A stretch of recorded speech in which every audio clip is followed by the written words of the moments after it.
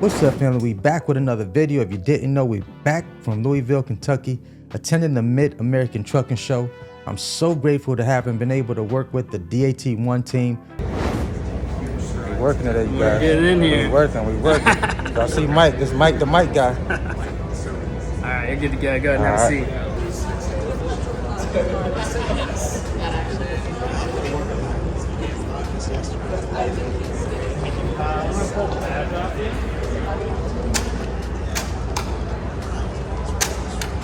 While I was there, I had an amazing interview session, along with getting schooled on the power version of the load board and basically being shown how I was losing money and leaving money on the table by using the basic plan. But that will be a whole different video in and of itself. So many gems were dropped on me while at the expo that it would make this video super long if I were to go into every single detail. Let's talk about double brokering for a second. It's becoming a real issue in the marketplace. I'll tell you one real story that happened this past month with Mercer. We brokered a fair market rate load for $4,500 from point A to point B. That load then got double brokered for X amount of dollars to a company. That load then got triple brokered for X amount of dollars to another company. And then about a month later, when we had no idea and didn't know any better, we get a call from the end carrier that did this load. Finally, they found us, who originally had the load, right? And they said, well, I booked this load for $7,000. You owe me $7,000. It was one of those unicorn loads. My mom always told me that if it's too good to be true, if it looks too good to be true, then it's too good to be true. Trust your gut. Trust your gut. If a load is moving for 75% over the market, and now you know your market because you know the information, then it's probably too good to be true. If it looks like a duck, quacks like a duck, then it's a duck. And that poor carrier took this $7,000 load where the fair market rate was $4,500. He took it for that much more over fair market rate, and the two brokers or bad characters that were in between there ghosted him. Didn't answer anything. Now he's left holding the buck a month later, questioning where his $7,000 is. So again, this is something that we're fighting against, and there's more information out there. And it just creates, I think the more we share information, the more we talk about things, the more we create familiarity, the more you know me and I know you and do business together, we can avoid this whole concept.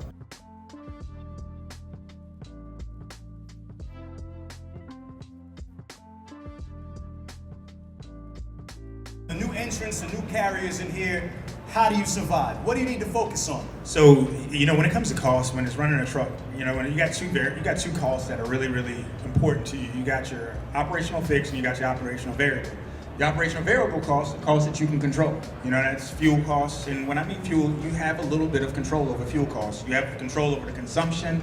You have control over the selection. You may not have control over what's posted at the pump, but you do have a little bit of control of that. But then also, you got to make sure that you're just getting started.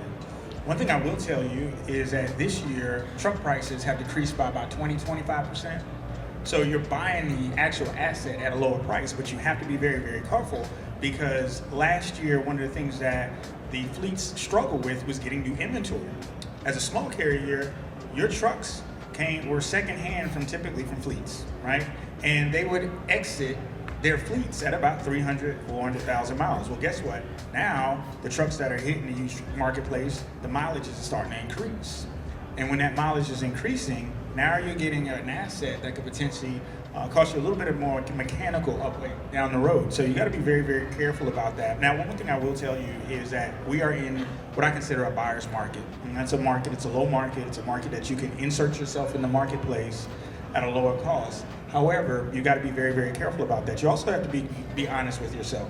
And when I say be honest with yourself, if you're staying there staring down, if you're an owner operator and you got a bad driving record, let's just say that, your insurance rates, or if they're approaching 24, 25, 30,000, and it's probably not what you want to do right now. You know, you want to make sure that you're being very, very smart, lower those specific fixed costs. When you're purchasing your truck, be very, very prudent in truck purchasing. And one thing I will tell you is that when you purchase a truck, do not purchase a truck until you can get a J Pro on that truck. I always recommend you get that J Pro on that truck because you want to know, it's just like when you go to the doctor's office or anything, you want to know what's going on so you know what you're facing. And that J Pro report, which is an ECM readout, which is a readout of your engine module, it will tell you the history of that truck, so that way you can make a better decision. Now is the time to make great decisions. And what I mean by making great decisions, and some of you I see just followed me from the talk that I had a couple of minutes ago, but now is the time where you as the CEO need to take that hat and you need to pull it down really, really tight. And you've got to make great decisions about your business. The two things I'll tell you, can you survive? Yes. Is there potential to fail? Yes. You have to decide on what side that is, and one of the most important things to do to decide that is that you have to dig in and control what you can control. But I believe, and like Dean said, if I'm a carrier, and one of the things that he stated was, he said, we got more carriers than we got loads. Y'all heard that, right? That's called your load to truck ratio. That's the national load to truck ratio. However, just like he said as well, there are pockets where the load to truck ratio means that you have more loads than you have carriers.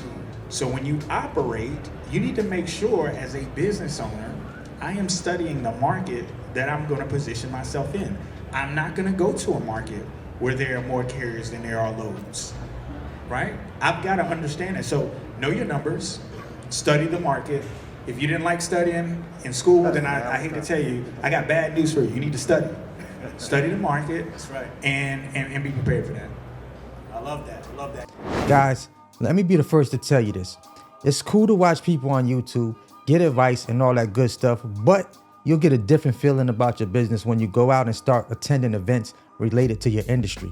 My vision has grown with so many other possibilities after meeting so many incredible people that are in just about every aspect of the truck and logistics business. As I looked around, I said to myself, an event like this doesn't happen for an industry that is no longer profitable for people. The money in trucking is in relationships. Let me say that again. The money in trucking is in relationships. Here's what's cool about being on the content creation side of the industry.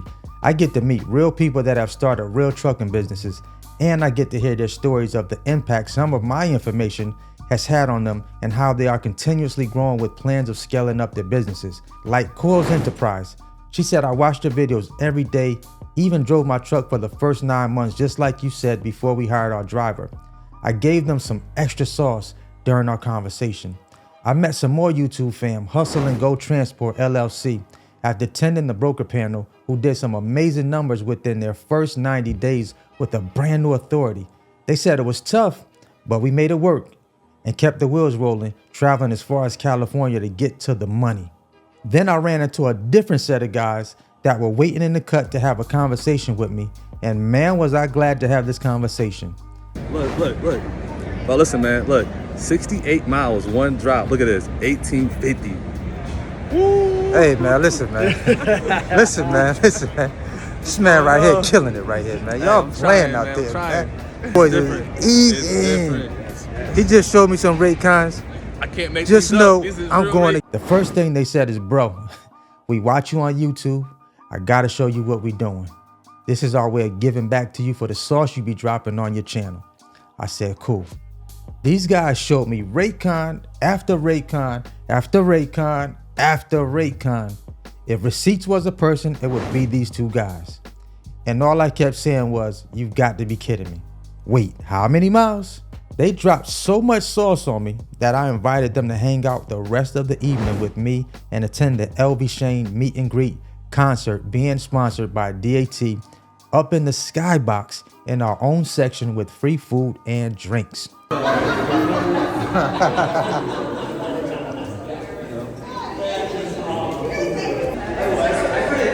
In here. What's up, yo? Obviously not.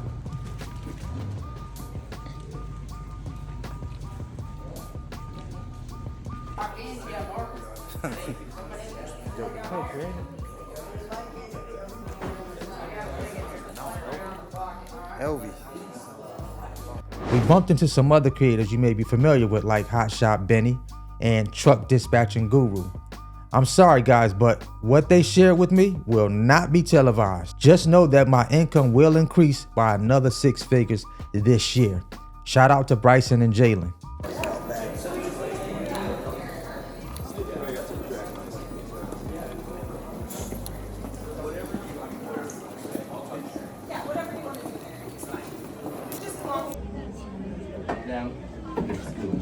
It does.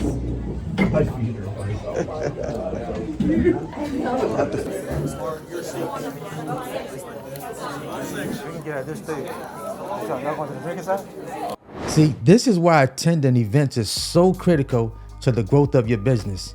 Sometimes you can create one new connection that changes the trajectory of your bottom line. One new piece of information can open up new opportunities. So do you think my inner circle will get access to this new information that I won't share publicly?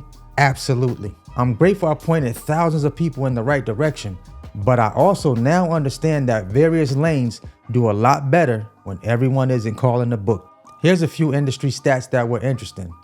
The broker marketplace for freight has grown by 30% in the last 3 years. This number currently sits in the billions. Let me ask you, with the right connections or established relationships in this industry, how much of this billion do you need to actually live a pretty decent lifestyle for you and your family? Why wouldn't you be linking up with the power players in your industry? I'd be asking, where's the next event that I can go to network to grow my net worth? I also had an opportunity to meet some of my affiliate partners such as OTR Solutions, who does my factoring, and several of you guys as well. I also bumped into my good friends over at Marquee Insurance Group, who gave me a great welcome before I turned on the camera. Right now, you guys, we're about to roll up on Marquee Insurance Group. A lot of you guys have insurance with them. So we're about to roll up on them right now. Let's go. Hey y'all, thanks for being a customer. So I'm over the operations team. So I work with our 4 operations teams, their team leads, to get you guys the best service, to get you guys answers to your questions, and to explain your policies to you in any way that I can. If you ever have questions, if you need advice, anything like that, we work to serve you guys and be experts in our field. So always you guys can benefit and profit and make the most out of your time. So. And you guys have over how many insurance companies do you guys over 60 A-rated markets. So 60? Yeah. It's a lot of companies. It's a lot of companies. We got a lot of options. So something for everybody. This is why I send them to Marquee. See? Exactly. Yes. Also met a gentleman who Marquee sent over to meet me at the OTR booth that currently has about 11 cargo Sprinter vans and is heavy on TikTok with 66,000 followers and 526,000 likes of his content. Shout out to Mateo the Freight Guy. Listen, you guys, I literally went out to this event with a different set of eyeballs to make the connections. I didn't go out here acting like I know everything. I'm a firm believer in becoming a sponge to learn more so that I can earn more. I'm building a brand, and with that, I have to step away from the computer, get out of the driver's seat, and shake some hands the old-fashioned way. This is how you build long-lasting relationships. If I made it this far in 2 years, who knows what relationships could result in my company or brand becoming a giant in the industry. I'm gonna end this video with this. Most people that are experiencing slow to no motion in this business fall into one of these categories. Number 1, wrong location with bad rates. Number 2, you jumped in and didn't do your proper homework. Number 3, wrong equipment for your market. Number 4, you only rely on one source of freight to move. And number 5, you're not willing to put your truck in the right market to make the money. And if you're not willing to make the necessary adjustments, this may not be for you. That's gonna end today's video. I wanna thank you guys for tapping back in with the homie. Look, you already know how we do it over here. Always hustle, never stop growing.